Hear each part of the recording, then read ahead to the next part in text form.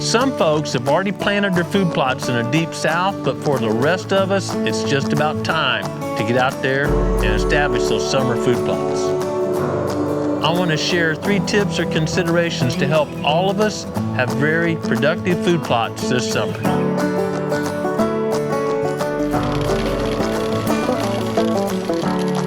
First one I'll mention should be obvious, but I see folks planting and not considering this year after year, and it often leads to a poor crop or even crop failure.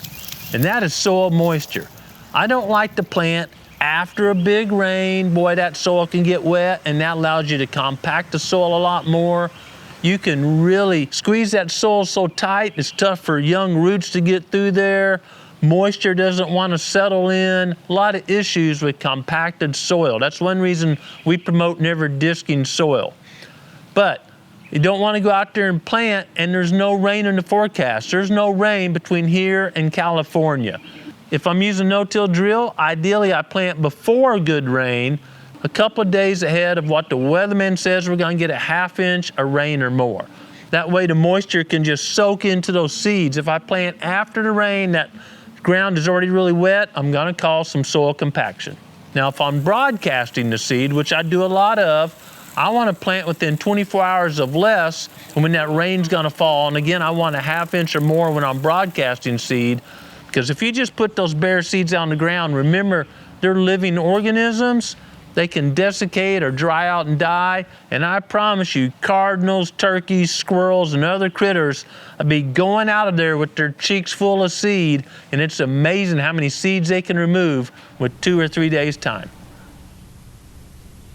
One thing I'll say about the release process, it gives you a much wider range when you can plant, and this has been shown by university research. When that tractor's going over, really tall vegetation, it makes almost a mat, like you might see loggers use a mat so they don't muck up the soil or other things that reduces the soil compression.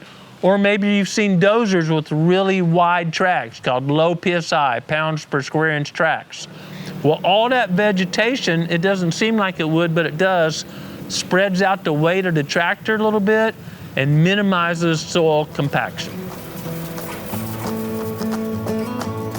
We talked about soil moisture, which brings up another consideration, seed depth. If it's a little drier, you might get away with planting a little deeper. It's called planting down to the soil moisture. Farmers talk about that a lot, but remember, farmers are primarily planting corn and soybeans, species with really large seeds, okay? If you're planting a blend that's got some smaller seeds like clover or brassicas or buckwheat or something, and you plant 1.5 inches, 2 inches deep, some of those small seeds may not have enough energy to bust through all that soil, especially if it's clay type soil that packs really tightly, get out there, photosynthesize, and make more energy. When I'm planting a blend with really small seeds in looser soil, I may plant 1 inch deep. If the soil crust or packs at all, I'm going to try to plant only a ½ inch deep. Don't take it for granted, no matter what brand drill you're using, it's got a setting of a ½ inch or 1 inch or 2 inches or whatever, that's going to work out perfectly. If you set any brand of drill on 1 inch deep and you plant real sandy soil or really packed clay soil, that depth is going to vary greatly. So remember to get off the tractor. My favorite tool for doing this is a big, wide-bladed, flat-bladed screwdriver. And I slide it in the seed furrow where the drill put the seed, blade like this, right with the furrow, get down 1 inch or 2 deep, turn it sideways, and lift up really slowly. And that would just slowly spread that seed trench apart, and you can tell exactly the seed depth. It's really important, and I got to tell you, I and everyone here at Growing Deer that's planting, we spend a lot of time getting off that tractor and checking seed depth, and that's how we produce really good crops, or one of the keys to producing really good crops. Now remember, this can be field to field. A bottom field may hold more moisture, and you may get away with planting a little shallower because that's going to germinate really quickly and pop right out of the ground.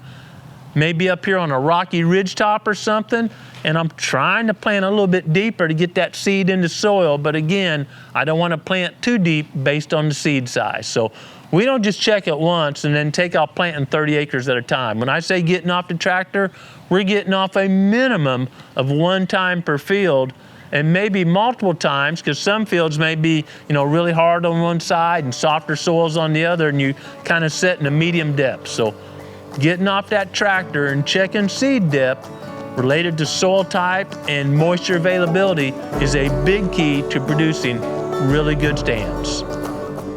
Growing Deer is brought to you by Bass Pro Shops and Cabela's. Also by Green Cover Food Plots, Winchester, PH Outdoors, Moultrie Mobile, Steel, Fleet Outdoor Apparel, Morel Targets, Fourth Arrow, Scorpion Venom Archery, Case IH Tractors, Ward Laboratories, Burris Optics, G5 Broadheads, Prime Bows, and Redneck Hunting Blinds.